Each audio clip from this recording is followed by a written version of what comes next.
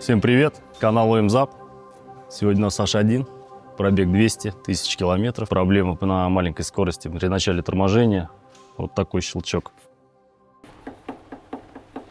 Проблема в скобах. Меняется скоба в сборе. Противоскрипные пластины из оригинального комплекта идут вместе с колодками. Встают легко. Оригинальные колодки выглядят вот так. Ставится индикатором износа звуковым, направленным вверх. Все готово. Новая скоба, новые колодки, новые пластины.